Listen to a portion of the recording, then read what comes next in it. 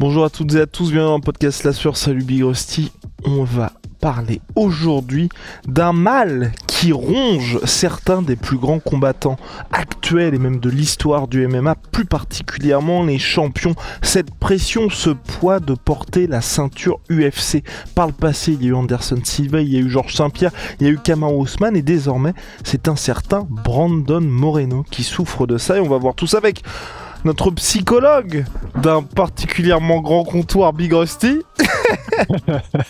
Non, c'est ça, Ouais. c'est ça. Ça va être intéressant parce que c'est un truc qui est arrivé au plus grand de tous les temps, comme vient de vous le nommer Guillaume, et c'est au point où là, Moreno, il va prendre une pause tellement il n'en peut plus mentalement, en fait. C'est lourder la couronne, comme on dit, mais là, c'est au point où on va voir tout ce qui rentre en compte parce que c'est le fait de vendre les pay-per-view, d'avoir une cible sur soi continuellement, d'être sous le feu des projecteurs, qui fait qu'en fait... Alors, je veux pas utiliser le mot charge mentale parce que je sais que ça peut être... Enfin, c'est peut-être pas pour ça que ça doit être... Enfin, j'en sais rien, mais en tout cas, je sais que c'est peut-être pas le mot qui convient, mais c'est l'idée en tout cas. Soit.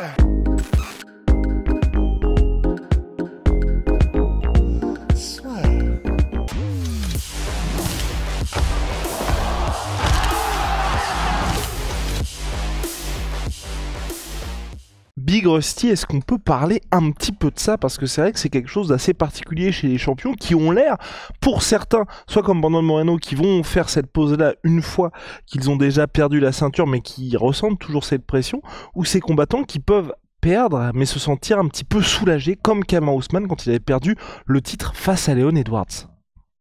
C'est ça. Et en fait, on va vous lire les différents témoignages parce que chacun apporte un peu une pierre pour qu'on puisse comprendre ce qu'ils veulent dire. Et particulièrement, moi, c'est le témoignage de Georges Saint-Pierre que j'ai trouvé super intéressant parce qu'il parle du fait que il est conscient que il a tout ce qu'il faut. Il a de l'argent, il est connu, tout le monde le révère, il gagne ses combats. Donc en fait, le témoignage de Georges Saint-Pierre, vous allez voir, il est en mode je sais que ça n'a pas de sens que je sois en dépression parce que j'ai tout ce que j'ai toujours voulu depuis que j'ai commencé ce sport et pourtant je n'en peux plus.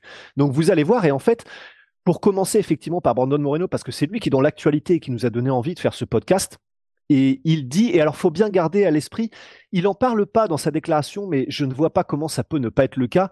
Il est mexicain aussi, et je pense qu'il y a le poids de son peuple, en fait, parce que c'est une des figures, une des stars du MMA au Mexique, qui est vraiment un pays dans lequel le MMA est en plein boom. Et donc, je voulais une partie de sa déclaration. Il disait donc, je suis fatigué. Même au-delà de tous ces aspects techniques, je suis juste fatigué des médias, des mêmes questions tout le temps, de l'ambiance, de la pression constante. C'est même plus un moment comme ça de temps en temps. Maintenant, c'est tout ce qui s'empile sur mes épaules depuis ces dernières années.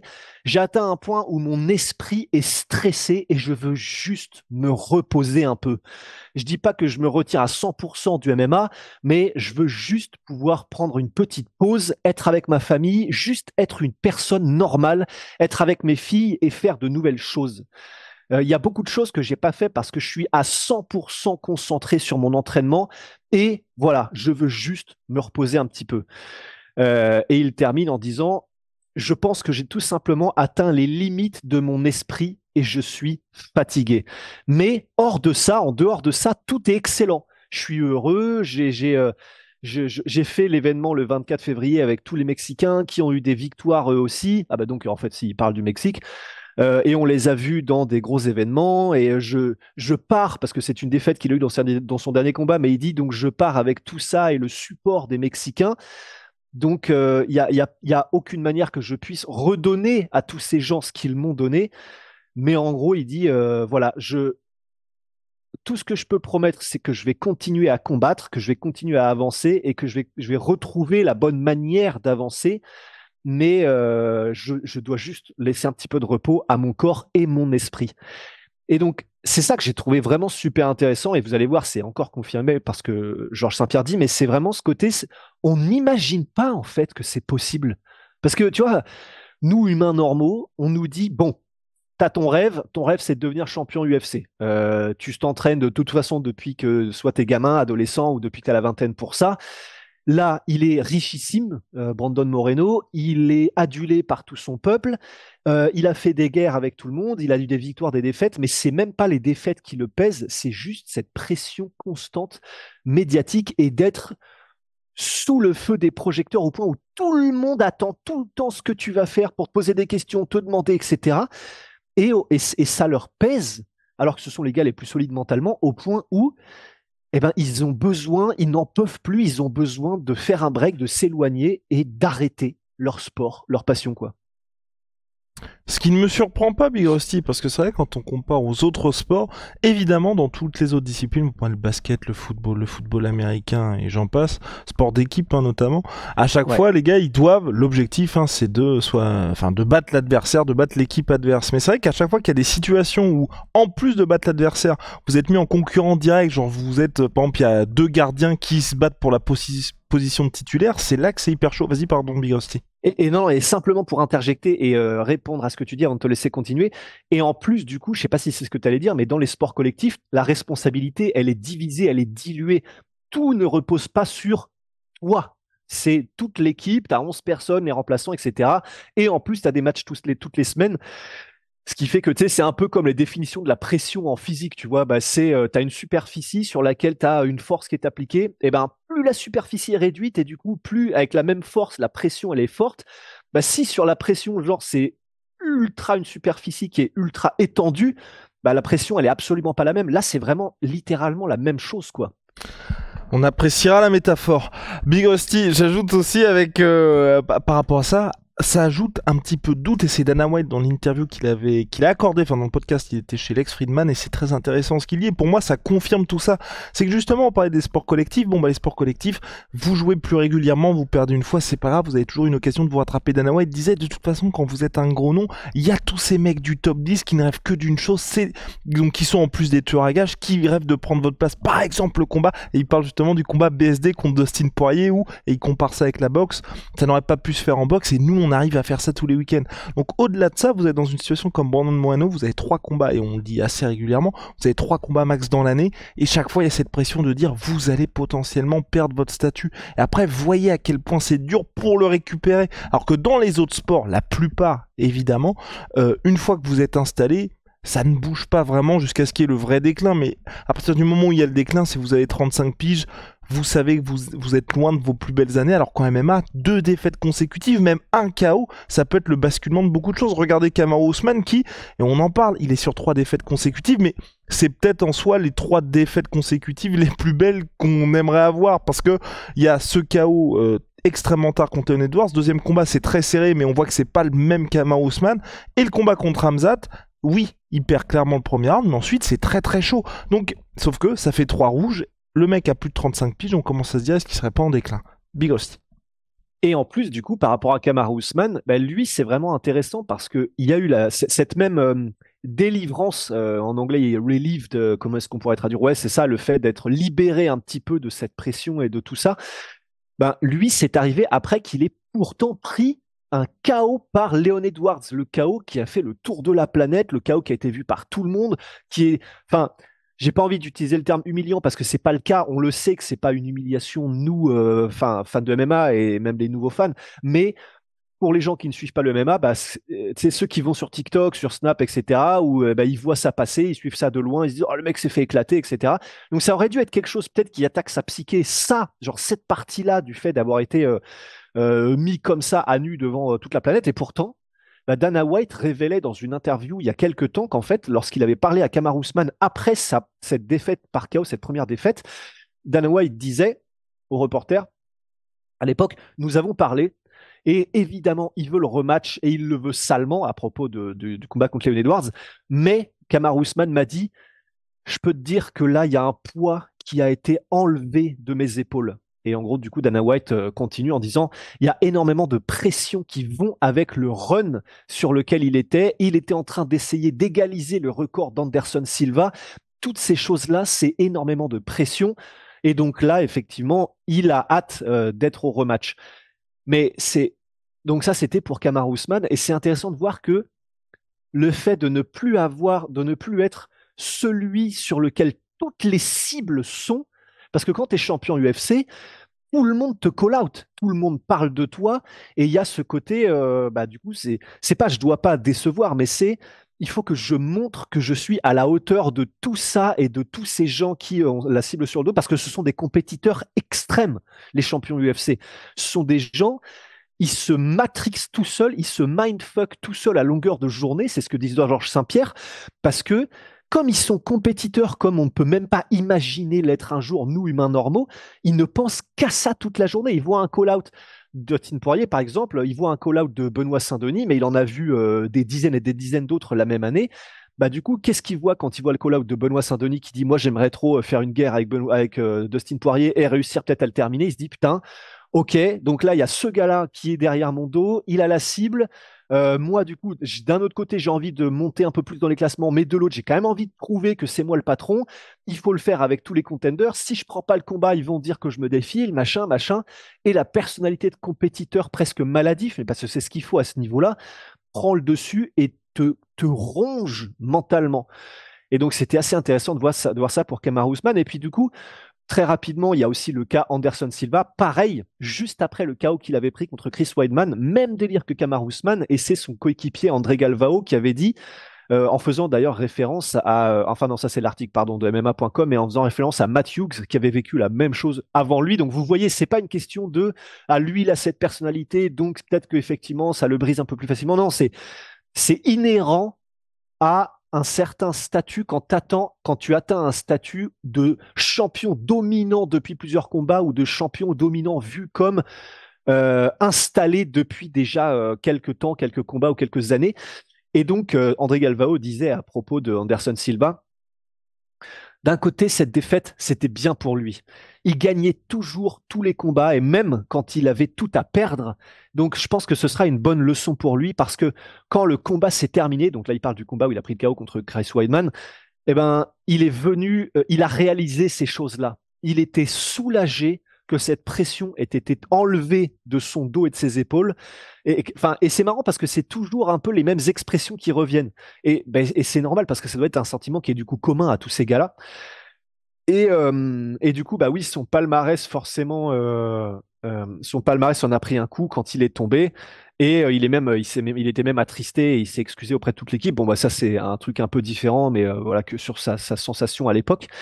Et maintenant, je vais vous lire le témoignage qui est pour moi, il l'a exprimé de la meilleure manière. C'était Georges Saint-Pierre, et c'était après son combat contre Johnny Hendricks, il me semble, où il avait donc pris sa fameuse pause, alors même qu'il avait gagné, mais vraiment sur le fil du rasoir.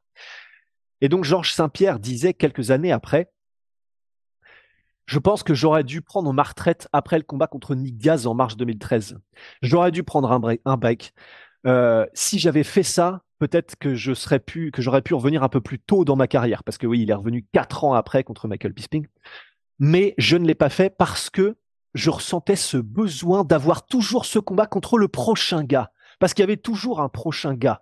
Et c'est là que j'ai réalisé qu'en fait, dès que tu termines un combat, bah, il y a déjà le prochain. Et après, il y a le prochain. Et parce que le sport du MMA est promu de cette manière. Les promotions se font à propos de ce qui vient.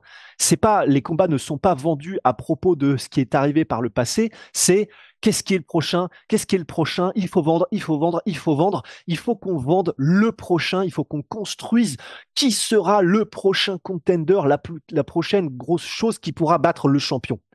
Et après, il continue en disant, et en plus de cette struggle, de cette lutte, de Difficulté. cette difficulté, et en plus de cette difficulté mentale et émotionnelle, en plus de ça, j'avais eu un training camp pourri, j'étais fatigué, j'étais en situation de burn-out mental. Donc, j'avais l'entraînement pour le combat et puis j'essayais d'y arriver de cette manière. Et puis pendant l'interview, je disais à Johnny Hendricks, ok, bah faisons les drug testing, testons pour toutes ces substances pour le combat, etc. Et puis il a été d'accord au début. Bon là, on part dans un truc qui est un petit peu à côté, mais ça dure que quelques mots, que quelques phrases, parce que pour vous la faire courte, en fait, c'était à l'époque où Georges Saint-Pierre essayait vraiment d'être la figure de proue d'un sport plus propre pour le MMA et donc de vraiment intégrer des tests antidopage plus solides. Et Johnny Hendricks, bah du coup soupçonné d'en avoir pris salement quand même, parce qu'il y a eu un avant-après quand l'USADA est arrivé. Bah voilà, c'était à l'époque du combat contre Georges Saint-Pierre. Donc, et je reviens sur la citation de Georges Saint-Pierre, enfin, mon poteau, tu vois. Euh, et donc, mais John Drix ne voulait pas le faire. Et puis après ça, j'ai appris que c'est l'UFC qui lui avait dit de ne pas le faire parce qu'il voulait pas commencer ce trend de gens qui commencent à faire des tests antidopage. Et donc là, il reprend. Je pense que j'avais juste besoin de vacances parce que j'étais dans une sorte de dépression à ce moment-là. Et j'avais honte de l'admettre parce que c'était un rêve que j'avais pour ma vie. J'avais énormément d'argent, j'étais quelqu'un en très bonne santé financière, mais j'avais honte d'admettre que j'allais tout droit vers la dépression parce que je ne savais pas ce que les gens penseraient de moi. Je pensais que les gens me diraient: oh, mais de quoi il se plaint, lui? Il est champion du monde, il est riche, mais de quoi il se plaint? C'est pas possible.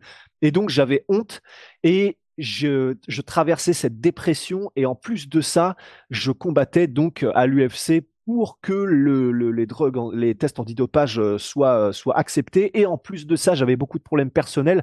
J'avais juste besoin d'un break. J'avais juste besoin de m'arrêter. Et il dit, mais voilà, je suis pas stupide. Je sais que c'est comme ça que le business marche. Ils voulaient pas tester leur champion et nanana. Et je pense que je traînais trop de pression depuis trop longtemps. J'ai été champion depuis longtemps et c'est dur de devenir champion, mais c'est encore plus dur de rester champion parce que vous avez toute cette pression sur vous-même.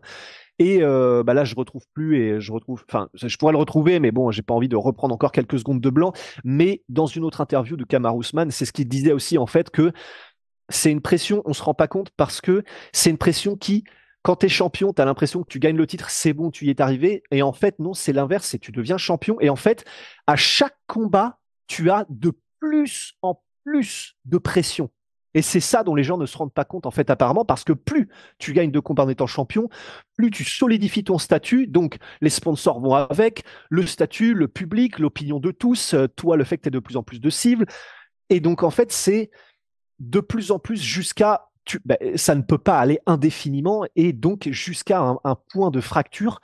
Et vu que ce sont tous ces gens-là qui en parlent, je vois pas comment est-ce qu'un humain normal peut résister parce que si Anderson Silva et Georges Saint-Pierre les ont eu, je sais pas ce que tu vas dire, mais je te vois te marrer donc je sens que tu vas dire une dinguerie. C'est là qu'on voit la différence entre le reste du monde et John Jones, Big Rusty. Alors j'allais le dire, mais pour moi c'est pas pareil Alors, parce que non, c'est peut-être pareil. décidé que c'était pas pareil. Non, en fait, j'allais dire parce qu'il a eu un break imposé parce qu'il faisait trop de Ah. dingueries, mais il est arrivé après qu'il ait déjà été dominant. Et que je pense que John Jones, il y a aussi ce truc-là. Alors là, vraiment, les Il est gars, fou. n'hésitez pas en commentaire à call out de fou parce que c'est une analyse qui est, enfin, je veux dire, j'ai aucune Oui, qui compétence est comme là-dedans. ça. Exactement.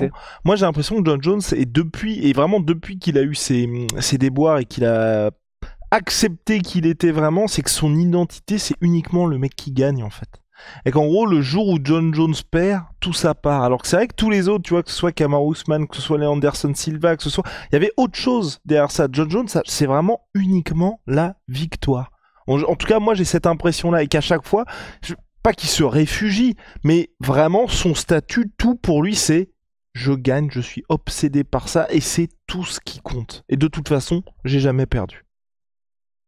Après, en fait, moi, du coup, quand je découvrais le MMA, et c'était il y a bien des printemps maintenant, mais bah, c'était Georges Saint-Pierre duquel j'avais regardé les premières interviews, parce qu'en plus, il parlait français et tout ça. Et Georges Saint-Pierre, il y avait aussi ce côté complètement obsessionnel. Donc en fait, je me dis, un mec comme Georges Saint-Pierre et un mec comme John Jones, je me demande s'ils n'ont pas le même degré d'obsession à propos du sport, mais j'aurais peut-être tendance à croire que bah, John Jones, c'est peut-être qu'il est... Alors, je ne sais pas, donc c'est une supposition, mais c'est là où peut-être le côté à moitié psychopathe, à moitié fou fait aussi la différence, tu vois, pour moi.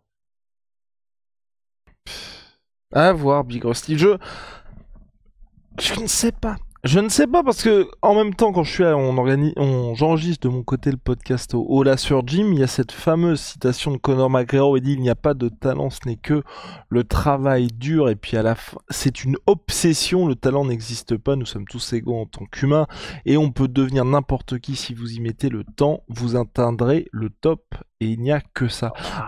Donc je pense qu'il y a aussi... Nous sommes tous égaux en tant qu'humains. Je sais pas quand même. C'est ce que Connor nous dit. C'est ce que Connor Oui. nous dit, Big Rusty. Bon, alors c'est bon. Mais voilà, alors c'est bon. Non, mais je veux dire dans le sens par rapport à ça, et moi je suis assez d'accord. Enfin, en gros, ce que je veux dire par rapport à ce que Conor McGregor disait, c'est que je pense aussi que pour atteindre ce top niveau, et ça se justifie parfaitement avec Conor McGregor, c'est vrai qu'aujourd'hui, avec tous les projets qu'il a, il n'est plus il n'a plus il y a autre chose que le MMA, ce n'est pas sa seule obsession. Et comme tu le disais, bah c'est vrai que tous ces gars-là, à part John Jones, qui a réussi à conserver ça, et c'est peut-être ce qui le sépare des autres, c'est de garder cette obsession pour le MMA aussi longtemps. Et que c'est peut-être là le vrai truc, c'est tu ne peux pas rester obsédé par une seule chose pendant, je sais pas, 15, 20 piges, à la différence des autres sports où tu as ces périodes de break où pour les sports collectifs, je peux dire que tu peux te reposer sur les autres, parce que quand vous êtes un Kylian Mbappé ou un Tom Brady, bah vous avez énormément de pression sur les épaules, mais c'est différent du MMA, peut-être, sans doute. Bah peut-être. Mais c'est une bonne question, effectivement, c'est pour John Jones. Voilà. Et sachant que pour John Jones, c'est pour finir, c'est là où... Et pour moi, on ne le saura que s'il perd un jour ou qu'une fois qu'il aura pris sa retraite et qu'il y aura... Enfin, impossibilité pour lui de revenir, donc je pense quand il aura 50 piges, tu vois, d'avoir vraiment le fin mot de l'histoire quant à, comme tu l'as dit très justement, les pauses de John Jones, parce que c'est vrai qu'il arrivait très jeune dans le sport, à une période où oui, il a roulé sur tout le monde, mais pour lui c'était parfait parce que t'es dans ton prime athlétique, t'as les gros combats qui sont là, donc c'est un petit peu le moment parfait, et au moment où John Jones commençait à atteindre ce véritable statut de légende, c'est là qu'il a commencé à avoir ses problèmes, et je crois que là il est depuis 2015 ou 2014, John Jones, il est sur moins d'un combat par an, en gros. Donc, ce qui est un rythme extrêmement raisonnable, parce que quand vous regardez tous ces mecs qui ont ces besoins de prendre des pauses, c'est parce qu'ils sont sur 3-4 combats par an depuis genre 2-3 ans, ce qui est un rythme absolument dinguissime. Donc, c'est vrai qu'un combat par an, ça reste extrêmement raisonnable, parce que t'as largement le temps de te préparer, tu sais que c'est un super fight, enfin, c'est des situations qui sont... On verra pour Israël Adesanya quand il fera son retour, pour Alexander Volkanovski aussi, mais c'est des situations qui sont quand même particulièrement appréciables, je pense, pour les combattants, parce que bah, t'as aussi toute la machine promotionnelle qui se met en place. Enfin bref, vous voyez très bien de quoi je parle quand il y a ces gros events. Est-ce qu'on a fait le tour, Big Rusty ? Bah je crois. Eh bien, on a fait le tour là-dessus. Mais en tout cas, ouais, non, vraiment hâte d'avoir le fin mot. Ouais, mais c'est ça, hâte d'avoir le fin mot, parce qu'on a vu aussi tellement de combattants, et c'est là aussi hein, que je... Comment ? Pas mettre des pincettes, mais c'est vrai que pour moi, comme Kamaru Usman, comme Anderson Silva, mettre des... Si prendre des pincettes, pardon. Quand tu les mets. Prendre des pincettes, mettre des... Oui, prendre des pincettes. Mettre des douilles. Non. Bah pardon, j'arrête. Non, je suis insupportable. Ce que je disais, c'était en gros de voir aussi ce qui se passe en termes de dialogue pour les combattants une fois qu'ils ont perdu ou une fois qu'il est à la retraite, parce que t'as pas du tout ce même niveau, tu vois. Par exemple, il y a Conor qui en parlait là lors de toute la promotion de Roadhouse, tu vois, quand avec José Aldo il expliquait que Conor avait pas d'enfant, que justement tu pouvais pas faire les deux quand t'étais combattant. Maintenant il a ses gamins, il a plus du tout le même discours, tu vois. Donc c'est là aussi où pour moi c'est vraiment il y a la temporalité extrêmement importante à chaque fois, parce que entre le moment où les gars perdent, le moment où leur vie évolue, tu peux même te dire, enfin, je veux dire, Conor, entre le discours qu'il a aujourd'hui et le discours qu'il avait en 2013, sur certains trucs, tu te dis, c'est pas du tout la même personne. Sauf que c'est juste que lui a changé. Il y a aussi, et ça c'est important notamment pour Kamaru Usman, c'est vrai qu'il y a eu ça. Je pense que ça l'a pas fait, craquer, mais tu vois, on sent que par exemple avec Khamzat Chimaev, il y avait dans son discours aussi l'importance il va être très bien payé pour prendre le combat contre Khamzat Chimaev, ce que je pense qu'il aurait pas eu avant, tu vois, mais là il était en mode bon, l'UFC me paye très très bien pour affronter Khamzat, on va aller prendre l'oseille, tu vois. Et c'est d'ailleurs le poste d'annonce de combat, Kamaru il dit on va aller chercher l'argent, tu vois. Donc bon, bref, Birosti, on a terminé. Ciao, I'm Sweet Pea. Sweet Protein, 30%, surtout My Sweet Pea. Avec le code La Sueur, ils font des casquettes, des compléments alimentaires et des shakers notamment. Et puis on a Holy Moly, Big Rusty Révolution dans les boissons énergisantes. Big Rusty là avec lui, il a le shaker et il y a une toute nouvelle saveur, si je ne m'abuse, Big Rusty, qui est, comme vous pouvez le voir, avec un petit citron tout mignon. Et donc... Curry. Ouais, attends, je peux... Hop là. Et voilà. Money. Donc on a code Voilà, La Sueur. bah oui, parce que... Parfait. Vas-y. Code La Sueur 5 pour votre première commande, moins 5 euros. Et puis si vous avez déjà commandé chez eux, vous avez moins 10% avec le code La Sueur 10. Et c'est les boissons et de réhydratation, c'est ça Big Rusty, qui sont au citron, ou c'est boissons de réhydratation, les boissons énergisantes et les thés glacés? Réhydratation, elles sont au citron, et ça c'est un thé glacé qui est citron, miel et black tea. Black on black crime. Black tea et aussi Onae nos savons. Juste, je le place pas, déjà parce que c'est nos savons, Et avec le gentilhomme, et aussi juste parce que pour ces stories légendaires de Ben. En fait. Ouais, il est pas. Allez sur les réseaux sociaux d'Onae, vous allez comprendre. Vous allez comprendre ce qui est en train de se passer. Et gardez bien en tête que ces stories. Bah du coup, d'ailleurs, je crois qu'on l'a transformé en post sur Onae avec Ben qui fait du coup, qui explique. Comment est-ce qu'on part de Mark Zuckerberg pour arriver du coup à Rust en chair et en os. Voilà, dites-vous bien que la voix que vous allez entendre, cet accent qu'on adore, straight from Marseille, et ses expressions est authentique. Authentique, mais surtout dites-vous que vous êtes dans la présence du génie. Quand vous avez ça, dites-vous que c'est avec Ben, donc c'est lui, le fameux Big Ben duquel on parle tout le temps. Et c'est littéralement un génie en tout, cet enfoiré. Il est trop fort partout. Et du coup, il est là juste avec nous. D'ailleurs, j'en profite pour le dire. Il est avec nous d'ailleurs juste parce que il kiffe, parce que lui, il est refait à vie tellement dans tous ses business, il a tout niqué. Donc c'est voilà pour vous dire un peu le personnage. Il fait ça juste pour s'amuser de faire les savons avec nous et Onae, et parce qu'il kiffe et qu'il est passionné de ça.